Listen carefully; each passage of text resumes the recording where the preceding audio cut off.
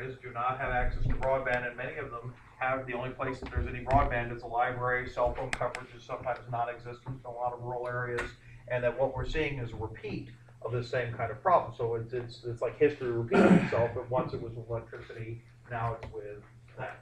Edison's labs, though, did pioneer a couple other things. One of the big things that I would like to suggest that's valuable about Edison is that Edison, with Menlo Park, actually created a new idea, well, not completely new, but one that really popularized the idea of what today we would think of as something as research and development as being a separate location from manufacturing and marketing. Because what did we say when we talked about Eli Whitney, when we talked about all these other things? We said that beforehand, what was the expectation? If you didn't just have to be the guy who came up with the idea, what else did you have to be? The guy who made it. Okay, the guy who made it, the guy who sold it, the guy who marketed it. You had to do all those things, which were not necessarily all the same skill. And so one of the things that the whole idea, and we see this today even with technology companies, that there's companies that create ideas or divisions that create ideas, and then there's separate groups that are the people who market and sell it and all that. And really, in many ways, Edison and his group of scientists were the beginnings of the idea of the large research and development concept. There are some other things that Edison did, though, that are very important. He also pioneered what he would call the talking machine. And this is certainly not the very first of what will be a series of so-called talking machines, but it was one of the first true that was able to do it. What is the talking machine, by the way? Okay, not the phone, that's Alexander Graham Bell, I guess so. The kind of the phonograph. We'll call it the phonograph, but that's not entirely accurate. It is one of the series of ographs, okay, and if you go through the entire history, there's a shitload of them, okay, and it's this ograph, that ograph, all the other graphs. And what the ograph simply meant was it was a recorder of sound, okay. Now, if you've ever seen the old style phonographs, you would see there would be that large bell with a needle, but it didn't actually play a record made of vinyl, which of course actually vinyl, a petroleum product and all that, but it was you all know what records are, right? They're like CDs, but they're black and larger, okay? But even before that, what Edison's machine worked on was not on a record, but was on a tin cylinder. And you would rotate the tin cylinder, and you would speak into the bell, and then it would record through the needle vibrations onto the tin cylinder. Edison's voice is the currently first voice that's been recorded in history. The recording still remains. That's amazing. To be the first, can you imagine? And so here it is, you have an opportunity to be the very first person to have a permanent record of your voice. And so Edison's demonstration, his very first permanent recording, that tin cylinder, which by the way still exists. What did he choose as his first words that for history would preserve the most important thing that you would say in order to hold for history? What did he say? You think testing, 1, 2, 3. No, good guess, but no. Mary had a little lamb whose fleece was white as snow. If at some point that we are bombed out of existence by nuclear bombs, and some alien race comes and archaeologically goes into our museums and says, what did this culture value? And they say, oh, here's the first voice recording. Mary had they worship sheep, you know? It would be disturbing, but there it is. Why is recording of sound important? What does it do? Yeah. Well, with everything that's going to like music now and lectures and podcasts and all that, the first recording is the start or the base sound. Okay, why is that important?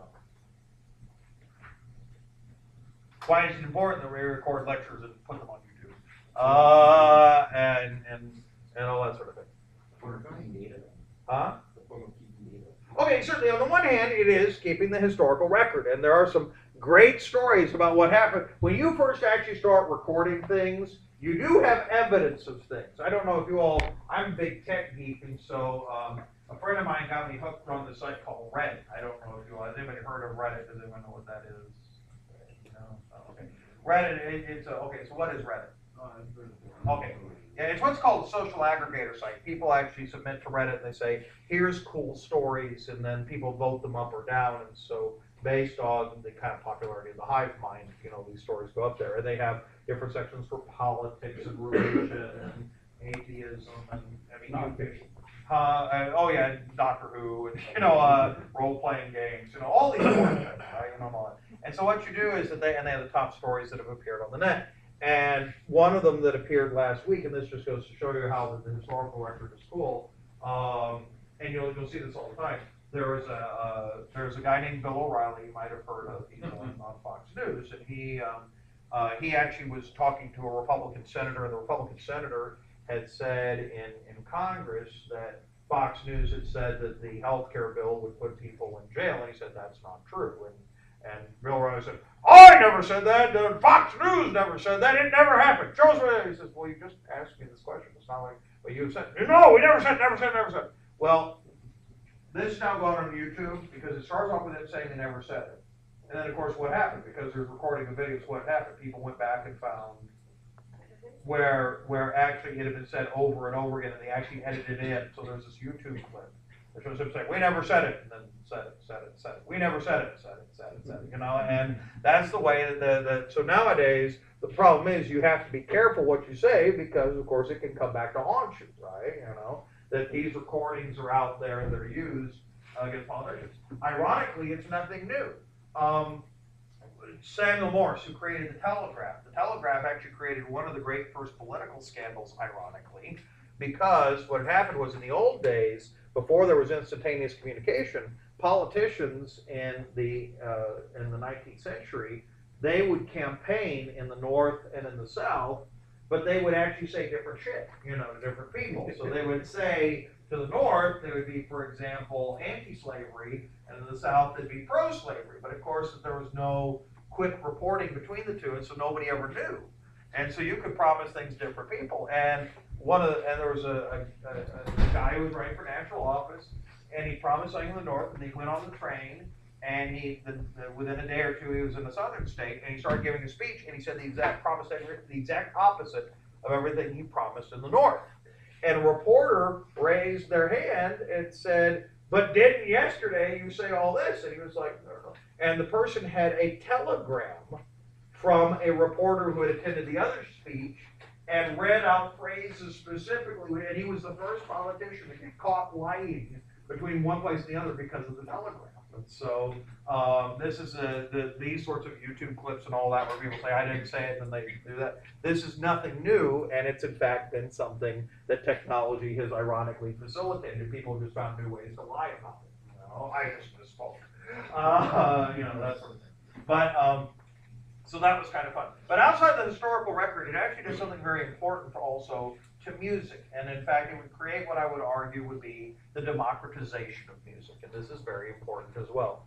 Much in the same way that we're talking about homogenization of culture and the decrease of regionalism and being terms of American accent, as we were talking about these sorts of things. There actually is also something about regional and class lines with music. In the 19th century, if you wanted to hear an Italian tenor sing something from La Traviata, where would you want to go if you wanted to hear that aria?